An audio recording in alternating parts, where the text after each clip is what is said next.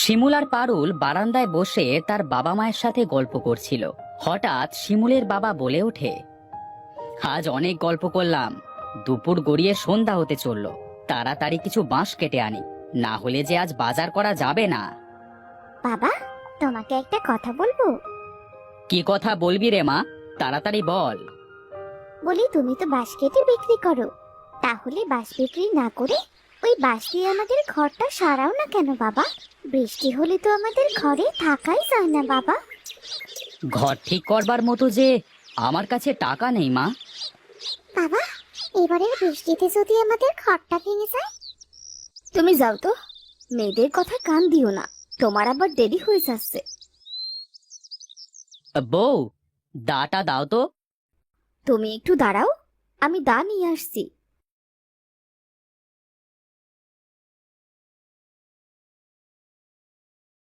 শিউলি ঘর থেকে দা এনে মনিরের কাছে দেয়। মনির দা নিয়ে জঙ্গলে চলে যায়।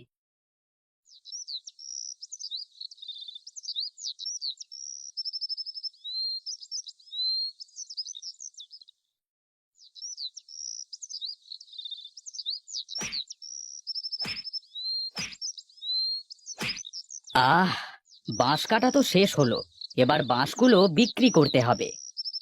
মনির বাঁশগুলো নিয়ে বাজারে যায়।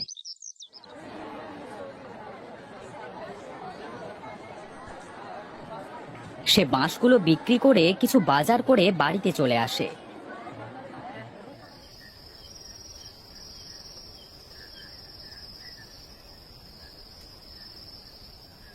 শিমুল, পারুল, খেতে আয় বলছি, তোদের বাবা তোদের জন্য বসে আছে।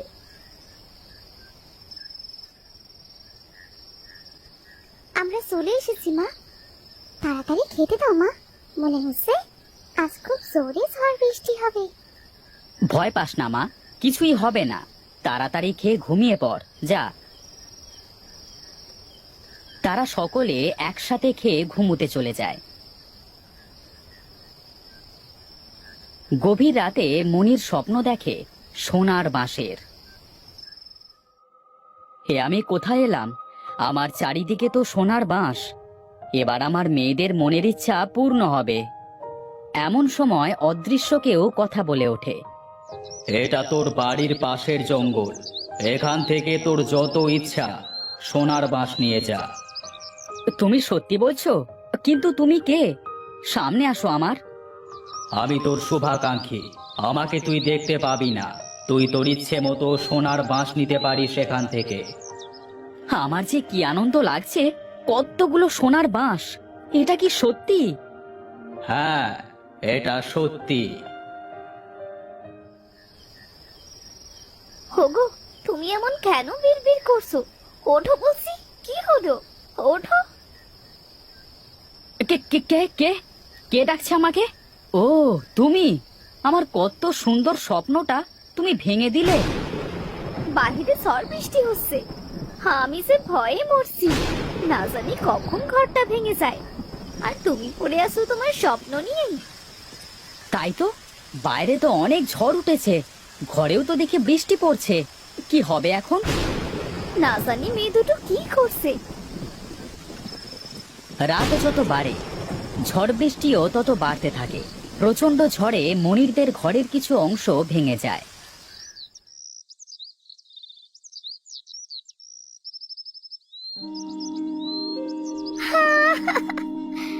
আমাদের ঘরটা যে ভেঙে গেল, এবার আমরা কোথায় থাকবো বাবা মা? জানো বাবা, কালকে আমি আর বোন কত ভয় পেয়েছিলাম। কাঁদিস না মা, আল্লাহ যে কোনো একটা ব্যবস্থা করে দেবে। বউ, আমি গেলাম। তুমি এখন কোথায় যাচ্ছ? আজকেও তো মনে হচ্ছে ঝড় বৃষ্টি হবে, এই অবস্থায় তুমি কোথাও যেও না। বউ, আমাকে তো আমার ছেলে মেয়ের থাকবার একটা ব্যবস্থা করতে হবে, তুমি চিন্তা করো না, আমার কিচ্ছু হবে না। মনির বাড়ি থেকে বিদায় নিয়ে চলে আসে।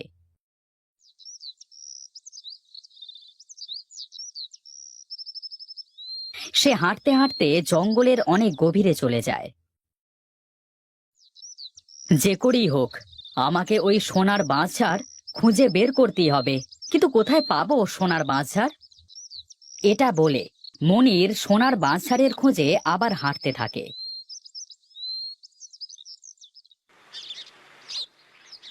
হাঁটতে হাঁটতে তো জঙ্গলের অনেক গভীরে চলে এসেছি। খুব পানি তৃষ্ণা পেয়েছে। এই গভীর জঙ্গলে পানি পাই কোথায়?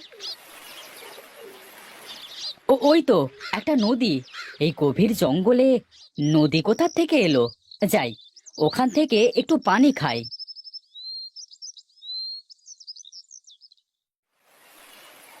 মনির নদীর কাছে যেয়ে পানি খেতে যায়। ঠিক তখনই মনির নদীতে পড়ে যায়। কে আছো? বাঁচাও, আমি পানিতে ডুবে যাচ্ছি। কে আছো? বাঁচাও। এ কি? আমি পানির নিচে নিঃশ্বাস নিচ্ছি কিভাবে? তবে কি আমি মরে গেলাম? আহ, চিমটি দিলাম তো, তাতেও তো গায়ে ব্যথা লাগলো। তাহলে কি আমি মরিনি? এসব বলতে বলতে মনির এক অন্য দুনিয়ায় চলে আসে। এ কি? আমি কোথায় এলাম? কি সুন্দর চারিদিক! চারিদিক এমন সোনার মতো চকচক করছে কেন? আমি তো আগে কখনো এমন সুন্দর জঙ্গল দেখিনি। আমি স্বপ্ন দেখছি না তো? ওই তো একটা বাঘ। ওরে বাবা, এই বাঘ আবার আমাকে খেয়ে ফেলবে না তো? আমাকে ভয় পেও না, আমি তোমাকে কিছুই বলবো না। ও মা, এ দেখি বাঘে কথা কয়। শুধু বাঘ নয়, এখানে সকলেই কথা বলতে পারে। এটা কি মায়াবী নগর?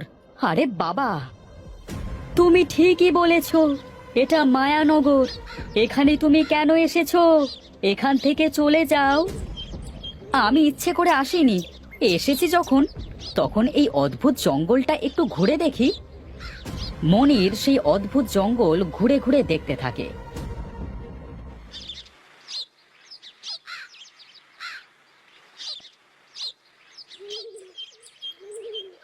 মনির হঠাৎ সোনার বাঁশঝাড় দেখতে পায়। ওই তো আমার স্বপ্নে দেখা সেই সোনার বাঁশঝাড়। আমার যে কি আনন্দ লাগছে, কি বলবো। বাঁশঝাড় থেকে সোনার বাঁশ নিয়ে সেটা বিক্রি করে আমি সুন্দর একটা ঘর বানাবো। মনির যখনই সোনার বাঁশঝাড়ের কাছে যেতে যায়, তখনই কিছু একটার সাথে ধাক্কা খেয়ে পড়ে যায়। আরে, এখানে তো কিছু নেই। তাহলে আমি কিসে ধাক্কা খেলাম? এখানে কি আছে যেটা ভেদ করে আমি সোনার বাঁশঝাড়ের কাছে যেতে পারছি না? এমন সময় একটা বুড়ি কথা বলে ওঠে। এখানে এক অদৃশ্য দেয়াল আছে, যেটা ভেদ করে তুই ওই সোনার বাঁশঝাড়ের কাছে যেতে পারবি না। কেন পারবো না বুড়িমা? কারণ এই দেয়ালটা আমি দিয়েছি, আর সবার ভালোর জন্যেই দিয়েছি। বুড়িমা, আমি যে অনেক গরিব। আমি বাঁশ কেটে তা বিক্রি করে সংসার চালাই। আমার যে সোনার বাঁশ খুবই প্রয়োজন। তুই ওখানে গেলে বন্দি হয়ে যাবি। কিন্তু কেন? তোর মতো যারা বাঁশের ব্যবসা করে, তাদেরকে ডাইনি স্বপ্নে সোনার বাঁশের লোভ দেখিয়ে এখানে ডেকে আনে। ডাইনি? হ্যাঁ হ্যাঁ, ডাইনি। এরপর ডাইনি সবাইকে ওই সোনার বাঁশের ভেতরে বন্দি করে রাখে রে। কিন্তু এতে ডাইনিটার লাভ কি? লাভ আছে। মানুষদের ডাইনিটা বলি দেয় প্রতি পূর্ণিমার রাতে। আপনি সবাইকে বাঁচানোর জন্য এই দেওয়াল দিয়েছেন?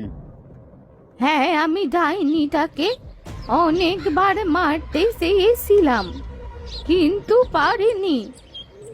কি করলে মরবে ডাইনিটা? সেটা জেনে তোর লাভ নেই ছেলে। তুই বড্ড বেশি কথা বলিস। আমি তো এই সোনার বাঁশ নিয়েই ছাড়বো। যা তো, যা এখান থেকে। ঠিক আছে, আমি চলে যাচ্ছি। মনির বুড়ির কাছ থেকে বিদায় নিয়ে চলে আসে আর একটা গাছের পেছনে লুকিয়ে পড়ে। শয়তান ডাইনি, আমি তোকে কারো ক্ষতি করতে দেব না রে। তোর মনের ইচ্ছে আমি পূর্ণ হতে কিছুতেই দেব না। তার মানে বুড়িমা সত্যি বলছে। তোকে তো এই জাদুদণ্ড দিয়ে আমি মারবই। এই পৃথিবীকে আমি উদ্ধার করব। তার মানে বুড়ির জাদুদণ্ড দিয়েই মারতে পারবো ডাইনিটাকে। এরপর অনেক সময় কেটে যায়। বুড়িটা একটা গাছের গোড়ায় ঘুমিয়ে পড়ে। এই সুযোগ, এবার জাদুদণ্ডটা চুরি করতে হবে।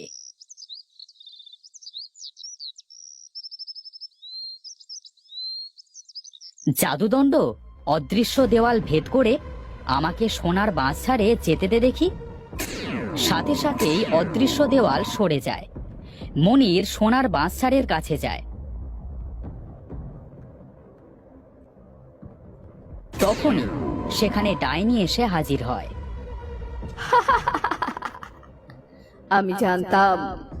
আমি জানতাম তুই আসবি। এবার তোকেও আমি সবার মতো মেরে ফেলবো। তুই আমায় বন্দি করতে পারবি না ডাইনি। তার আগে আমিই তোকে মেরে ফেলবো। তুই আমাকে মারবি?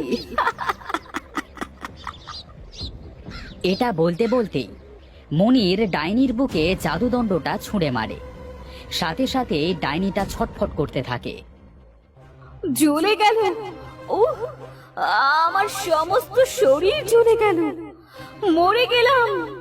মেরে ফেললি আমাকে। মরে গেলাম।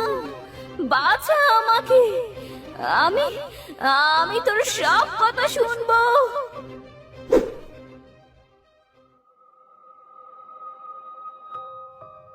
তোমাকে অনেক ধন্যবাদ ছেলে, ডাইনিটাকে মারার জন্য। না হলে সে আরো কত মানুষের প্রাণ যেত। ধন্যবাদ কেন দিচ্ছেন বুড়িমা? চলো, আমরা যারা বন্দি আছে আগে তাদের মুক্ত করি। ঠিক আছে, চলুন। বুড়ি আর মনির সোনার বাঁশ ছাড়ের কাছে যায়। মনির, আর তোর জন্য আমি সবাইকে মুক্ত করতে পেরেছি। তোর যত ইচ্ছে এখান থেকে সোনার বাঁশ নিয়ে যা। অনেক ধন্যবাদ আপনাকে বুড়িমা। বুড়িমা, আমাদের সকলকে উদ্ধার করার জন্য আপনার কাছে আমরা চির ঋণী হয়ে রইলাম। তোমাদের বাঁচিয়েছে এই মনির, ওকেই ধন্যবাদ দাও। সবাই মনিরকে অনেক ধন্যবাদ দেয়।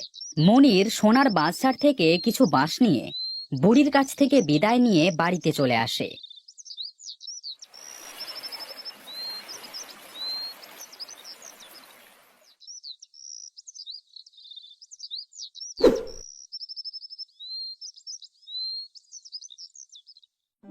কোথায় ছিলে তুমি সারাদিন? জানো, আমি কত চিন্তা করেছিলাম। শান্ত হও বউ, শান্ত হও। এ কি, তোমার কাছে এই বাঁশগুলো এমন চকচক করছে কেন? কি বলছো কি তুমি? এগুলো সব সোনার বাঁশ? তাছাড়া আর বলছি কি? এবার যে আমাদের আর কোনো কষ্ট থাকবে না। না গো, আমরা অন্যদেরকেও সাহায্য করতে পারবো। তারা সোনার বাঁশ বিক্রি করে অনেক ধনী হয়ে যায়। সকল গরিবদেরকে মনির নানানভাবে সাহায্য করতে শুরু করে।